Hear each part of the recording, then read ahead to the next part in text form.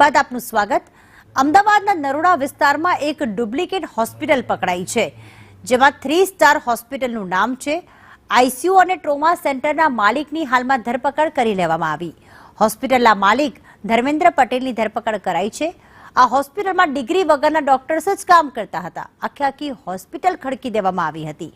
સરકારમાં કોઈ પણ પ્રકારનું રજીસ્ટ્રેશન ન હતું અને રજીસ્ટ્રેશન વગર જ આ હોસ્પિટલ ધમધમતી હતી। દર્દીઓને ખોટી રીતે એડમિટ કરી અને મેડિક્લેમ પણ મંજૂર કરાવતા હતા। વીમા કંપનીએ જ્યારે તપાસ કરી ત્યારે આ હોસ્પિટલની પોલ ખુલી હતી। ખોટા સિક્કા, પેપર્સ, સી ફોર્મ, ખોટા રિપોર્ટ પણ કબજે કરવામાં આવ્યા છે। તો ખોટા બિલો અને દર્દીઓના આધારે મેડિક્લેમ મંજૂર કરાવતા હતા। આખી હોસ્પિટલ ડુપ્લિકેટ હતી, જેમાં ડિગ્રી વગરના ડોક્ટર્સ કામ કરતા હતા।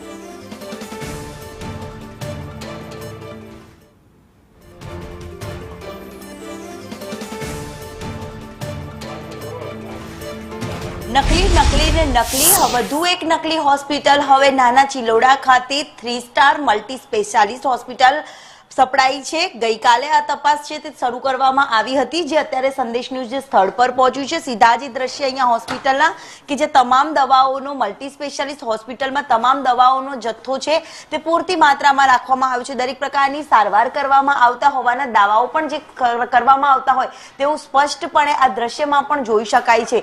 અમદાવાદમાં વારંવાર એક બાદ એક નકલી ડોક્ટરો પકડાય છે, જે બાદ હવે નકલી હોસ્પિટલ પણ ઝડપાઈ હોવાનું સામે આવ્યું છે। જો કે તપાસ હવે શરૂ કરવામાં આવી છે।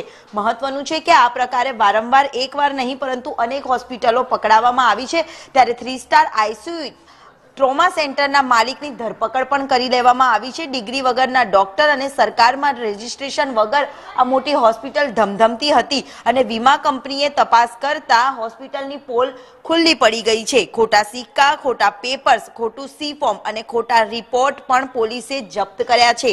મહત્વનું છે કે ખોટા બિલો અને દર્દીઓ રિપોર્ટના આધારે હોસ્પિટલમાં મેડિક્લેમ પકડાવતી હતી તેવાઓ પણ બાબત છે તે સામે આવી છે। મહત્વનું છે કે નકલી ડોક્યુમેન્ટ અને દર્દીઓની સારવાર પણ જીવના જોખમે થતી હશે તેવું સ્પષ્ટ કહી શકાય, કારણ કે કેટલીક લોભ અને લાલચના કારણે અનેક લોકો આ પ્રકારની કારસ્તાન કરતા હોય છે। ત્યારે ખ્યાતિ હોસ્પિટલ બાદ વધુ એક હોસ્પિટલનું કારસ્તાન આ પ્રકારે સામે આવ્યું છે, જેને લઈને પોલીસે આરોપીની ધરપકડ કરીને વધુ તપાસ હાથ ધરી છે। કેમેરામેન મનીષ વાણિયા સાથે દિવ્યા ચૌહાણ, સંદેશ ન્યૂઝ, અમદાવાદ।